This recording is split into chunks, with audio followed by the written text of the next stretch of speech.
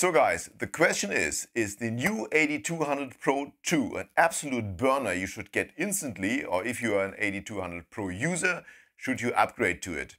I'm a professional photographer from Germany and I've nearly exclusively built my career with the AD200s.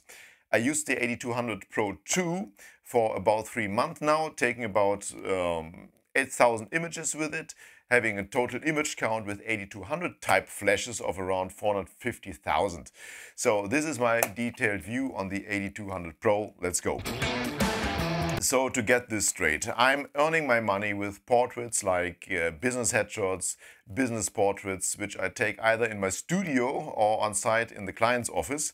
And for this use case, the 200 watt-seconds of power of the AD200s are very well suited, combined with its portability. It's the perfect flash for me. I'm carrying 4 of these in my hard case, including additional batteries, 2 flash triggers and 2 additional round heads. The power settings I work with the most are between 1/16 and just below 1/4 of power. I try to stay below 1/4 of power due to the recycle times and reducing the risk of overheating the flash, which results in the flash going into a safe mode, which changes the recycle time to something like 10 seconds or even more. I just once managed to overheat a flash at these settings when I just recently had a shooting with puppies of a dog influencer, and I just took like 200 images in a very short time frame. Otherwise, if you stay below 1/4 and do not use HSS, you are fine all the time. The new flash heads address this issue by improving the cooling. And as you can see, the Fresnel head even has got an electrical fan built in. So as you can see, the AD200 Pro comes with 2 interchangeable flash heads, a battery, a charging device you need to attach to a USB charger, and a light stand fitting item, which I basically never use. I use the S-bracket only since it simply takes all the mechanical stress off the flash, and you got a bones mount on top to basically attach all the modifiers. And all these items fit nicely into the bag that comes with it. So for those of you knowing the AD200 Pro, what's new in the AD200 Pro II compared to its predecessor? The main items are the user interface, which is now a nice colorful menu incorporating most of the settings and configurations. Then there are LEDs on the outside indicating the group the flash is in by changing colors depending on the group. And then the wireless sync, which works with the latest X3 Pro trigger, enabling you to sync the channel and the ID settings to the flash. And this comes actually in pretty handy when you're using the scan functionality a lot, which scans the environment for interferences and suggests the best channels. And since I'm on site a lot, I'm using this regularly, and this feature comes in really handy. If you like these types of videos, please like and subscribe. I'm also happy to answer questions if you're posting them into the comments. In addition to all that, we got an upgrade on the modeling lights. So the bare bulb head has got modeling LEDs now, which it didn't have before. Plus these modeling LEDs are bi-color, which means you can adjust the color temperature in addition to adjusting the brightness. I have to admit, I have no idea how to make use of that, since I'm using the flashes for photography only. And for video, I've got my own dedicated equipment, but maybe if I would travel a lot and also doing vlogs, it might be helpful. I don't know. The brightness of the modeling lights is fine, and it's actually working pretty nicely. The least amount of output power was also optimized once more, so to 1/512th of power compared to 1/256th of power. And if you're shooting a lot wide open, this is really great, since sometimes it's really hard to dial down the flashes enough.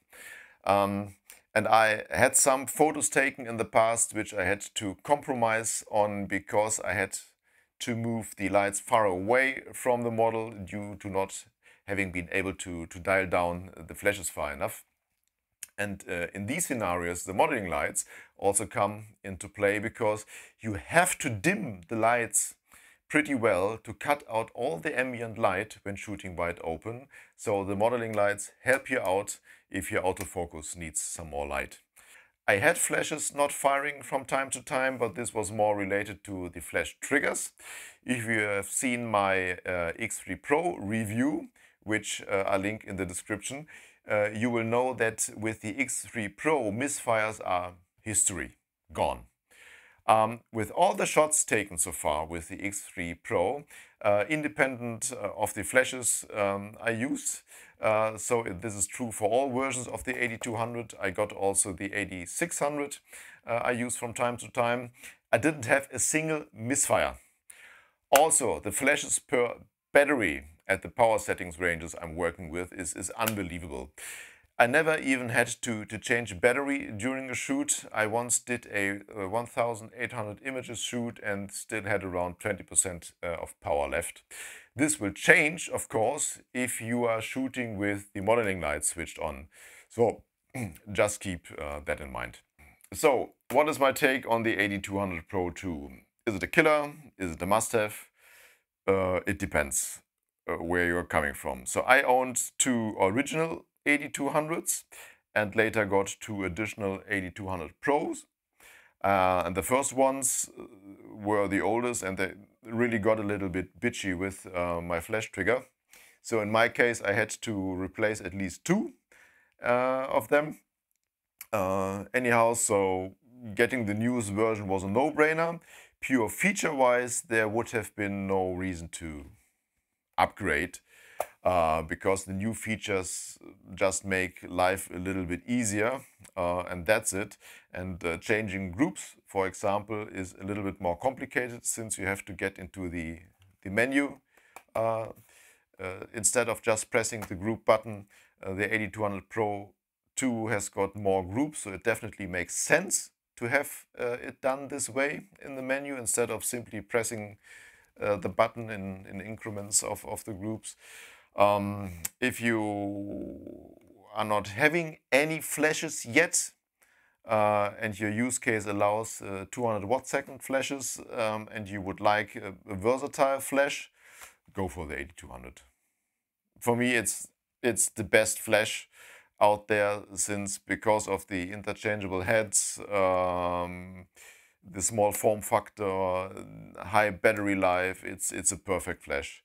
Design-wise, I still think it's pretty ugly, but I would never go for anything else between the AD200 and the AD200 and the AD600, because if you need more power, then get the ADB2 accessory, which combines two of the AD200s, giving you 400 watt-seconds of power.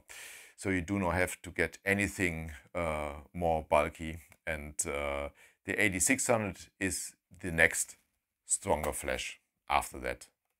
To sum it up, feature-wise, you do not need an upgrade. If, despite of this, the gear geek in you screams for getting it, do it. Okay? If it's fitting your use case, you will not make a mistake at all. If you're looking for a new flash system you can work with, the AD200 Pro II is definitely a flash to consider. Now, check out links in the descriptions. If you want more content like this, please like and subscribe, send me some comments, and see you soon in the next video, and never forget to listen to more heavy metal.